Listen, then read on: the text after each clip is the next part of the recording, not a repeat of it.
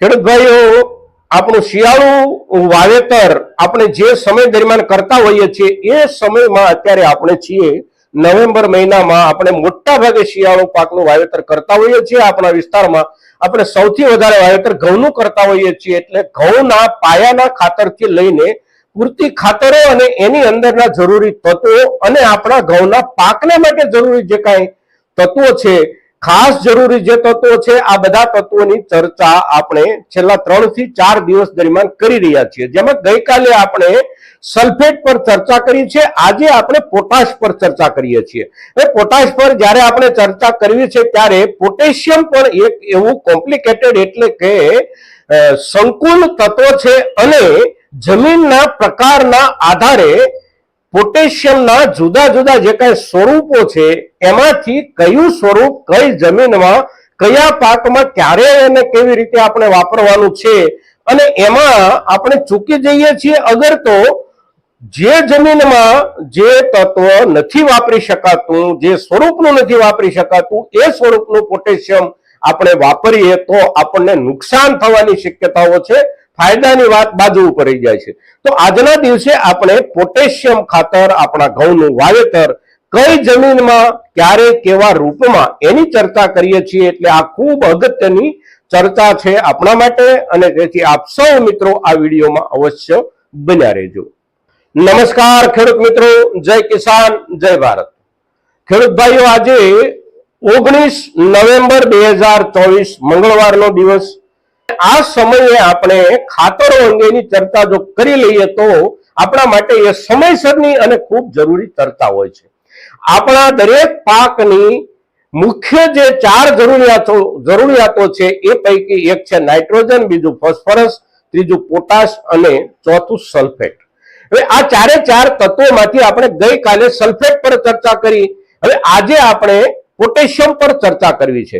હવે પોટેશિયમની જ્યારે આપણે વાત કરીએ છીએ, પોટાશ તત્વની જ્યારે વાત કરીએ છીએ ત્યારે આપણી નજર સામે એનપીકે ખાતર આવે છે. એનપીકે 12-32-16, જેમાંથી 16% પોટેશિયમ આપણને મળે છે. પણ આ વર્ષની આ સિઝનમાં આપણને ડીએપી તો નહિવત મળ્યું છે, અગર તો કેટલાક જિલ્લાઓમાં બિલકુલ નથી મળ્યું, ક્યાંક કોઈ ખેડૂતોને થોડું ઘણું મળ્યું છે. એવી જ સ્થિતિ અત્યારે એનપીકે 12-32-16 ની છે. એટલે આપણે એના વિકલ્પના રૂપમાં 20-20-0-13 અથવા તો સિંગલ સુપર ફોસ્ફેટનો ઉપયોગ કરી રહ્યા છીએ પાયાના ખાતર તરીકે. હવે આ 2 ખાતરો જ્યારે આપણે પાયામાં વાપરીએ છીએ ત્યારે આ 2 ખાતરોમાંથી આપણને સલ્ફર નામનું તત્વ મળી રહે છે અને એ ખૂબ સારી બાબત છે આ ખાતરોના હિસાબથી. પણ એમાં પોટેશિયમ આપણને નથી મળતું.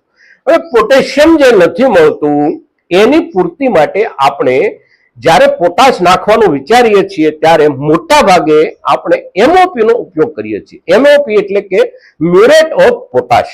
અને મ્યુરેટ ઓફ પોટાશમાં 60% પોટાશ મળે છે આપણને. અને સ્વાભાવિક રીતે આપણે એમ માનીએ છીએ કે આ પોટાશ આપણે વાપરશું એટલે આપણા છોડની પોટાશની જરૂરિયાત પૂરી થઈ જશે. પણ એમાં એક સૌથી અગત્યનો મુદ્દો અને ખૂબ મોટો મુદ્દો છે કે આપણી જે જમીન છે જેમાં આપણે ઘઉંનું વાવેતર કરીએ છીએ, અગર તો બાકીનું કોઈ પણ વાવેતર કરીએ છીએ, આ જમીનની અંદર ક્ષારનું પ્રમાણ કેટલું છે. આપણું પિયત જમીન છે, આપણે કુવા કે બોરનું પાણી એના ઉપર વાપરીએ છીએ, કાંઈ માટે વાપરતા આવીએ છીએ, તો જમીનમાં ક્ષારનું પ્રમાણ જો વધારે છે, પાણી આપણું ક્ષારયુક્ત પાણી છે, તો ક્ષારનું પ્રમાણ વધારે હોય તો એમાં આપણે એમઓપી ખાતરનો ઉપયોગ કરવાનો નથી. કારણ કે એમઓપી ખાતર એટલે કે એક એવા પ્રકારનું ખાતર છે કે એની અંદર જે પોટાશ છે, જે પોટેશિયમ છે, એ ક્લોરાઇડ યુક્ત પોટેશિયમ છે. અને ક્લોરાઇડ યુક્ત પોટેશિયમ હોવાના કારણે આપણી ક્લોરાઇડ અધિકતા વાળી જમીનની અંદર મ્યુરેટ ઓફ પોટાશ નાખવાથી ફાયદાને બદલે નુકસાન આપણને જવાની શક્યતાઓ વધારે હોય છે. કઈ જમીનને આપણે ખારી ગણીએ, કઈ જમીનને આપણે સારી ગણીએ, તો સ્વાભાવિક રીતે આપણે આપણી જમીનની લેબ કરાવેલી છે તો આપણને ખ્યાલ હોઈ શકે સ્વાભાવિક રીતે ટેકનિકલી. પણ એક ખેડૂત તરીકે આપણે સૌ આપણા ખેતર કે આપણી વાડીની જમીનના પ્રકારને સ્વાભાવિક રીતે સામાન્ય રૂપમાં જાણતા હોઈએ છીએ. આપણી જમીન નબળા પાણીના કારણે જો કડક અને ચીકણી માટી થઈ ગયેલી છે તો આ જમીન આપણી ભાસ્મિક પ્રકારની ગણાય છે. અને આપણી જમીનમાં આ સમય દરમિયાન આપણે જ્યારે જોઈએ છીએ ત્યારે આપણને એના અંદર શિયાળાની ઋતુમાં કે ચોમાસાની ઋતુમાં જ્યારે ભેજ હોય ત્યારે પાળા ઉપર આપણને જે ક્ષારના રૂપમાં જુદો તરી આવતો જે ક્ષાર કે જેને આપણે ઋણના નામથી ઓળખીએ છીએ આ તત્વ આપણને દેખાય છે તો આ જમીન આપણી ક્ષારીય પ્રકારની છે. એટલે ક્ષારી કે ભાસ્મિક કોઈ પણ પ્રકારની આપણી જમીન છે તો એની અંદર આપણે એમઓપી એટલે કે મ્યુરેટ ઓફ પોટાશનો ઉપયોગ બિલકુલ નથી કરવાનો. એને માટે વૈકલ્પિક ઉપયોગ છે આપણો એસઓપી એટલે કે સલ્ફેટ ઓફ પોટાશનો. સલ્ફેટ ઓફ પોટાશ આપણે ત્યાં આપણા જે મુખ્ય ખાતર ઉત્પાદકો છે આ તમામ મુખ્ય ખાતર ઉત્પાદકો પછી એ ઇફકો હોય કે જીએસએફસી હોય કે એ સિવાયના પ્રાઇવેટ કે સરકારી ખાતરના કારખાનાઓ એસઓપી એટલે કે સલ્ફેટ ઓફ પોટાશનું ઉત્પાદન કરે છે અને સલ્ફેટ ઓફ પોટાશ જે છે એનું થેલી પર જે લેબલ હોય છે એ હોય છે 0050. એમઓપી નું લેબલ જે હોય છે એ 0060 એટલે કે 0060 હોય છે અને એસઓપી નું જે લેબલ હોય છે એ 0050 હોય છે અને એની અંદર 50% પોટેશિયમ હોય છે સાથે 17.5% એની અંદર સલ્ફેટ તત્વો હોય છે.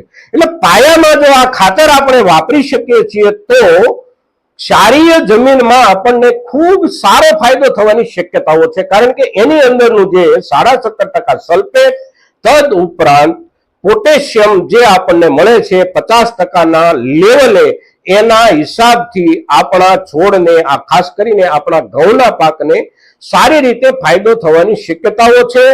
પણ આ જગ્યાએ આપણા ક્ષારવાળા પાણીથી પિયત થતી જમીનની અંદર જો આપણે એમઓપી એટલે કે મ્યુરેટ ઓફ પોટાશ જે મોટા ભાગે આપણને બજારમાં જોવા મળે છે એને જો આપણે વાપરીશું તો આપણને લાભ કરતા નુકસાન થવાની શક્યતાઓ વધારે છે. મિત્રો આજના દિવસે જ્યારે આપણે પોટેશિયમ ખાતરના વપરાશની અને જમીનના હિસાબથી ખાતરના પ્રકારના વપરાશની જ્યારે ચર્ચા કરીએ છીએ ત્યારે પાયામાં જેમ આ ખાતર આપણે વાપરી શકીએ છીએ એ જ રીતે અગર પાયાનું કામ આપણું પૂરું થઈ ગયું છે અને હવે પછી આપણા છોડ કાં તો ઉગવાના છે કાં તો ઉગી ગયા છે અને આપણે આ ખાતર આપવાની જરૂરિયાત છે પાયામાં આપણે નથી આપી શક્યા તો એને માટે આપણે એને સ્પ્રે દ્વારા પણ આપી શકીએ છીએ. એસઓપી જે છે ખાતર એ ખાતર વોટર સોલ્યુબલ છે, પાણીમાં ઓગળી જાય છે અને એનો જે રંગ છે એ સફેદ હોય છે સ્ફટિક સ્વરૂપમાં એટલે કે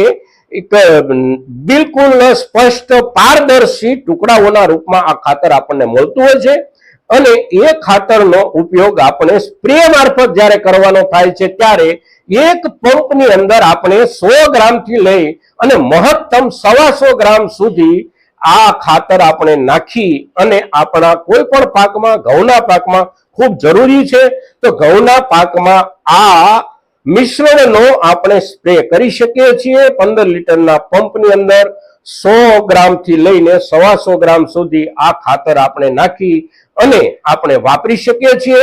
બીજી કોઈ પણ દવાનો આપણે છંટકાવ કરતા હોઈએ તો એની અંદર પણ આ ખાતરને આપણે મિશ્ર સ્વરૂપમાં આપી શકીએ છીએ અને વાનસ્પતિક દરજ્જેથી આપણા છોડ આ ખાતરનો ઉપયોગ કરી શકે છે. જે લોકોને વાવેતર હજી બાકી છે, પાયાનું ખાતર નાખવાનું બાકી છે, આ લોકો ખાસ ધ્યાન આપે કે એમઓપી ક્ષારીય જમીનમાં આપણે વાપરવાનું નથી. એનાથી આપણા છોડને ફાયદો થવાને બદલે નુકસાન થવાની શક્યતાઓ વધારે છે. તેથી આ ખાતર વાપરતી વખતે ક્ષારીય જમીનના હિસાબથી આપણે એનો ઉપયોગ કરવાનો છે.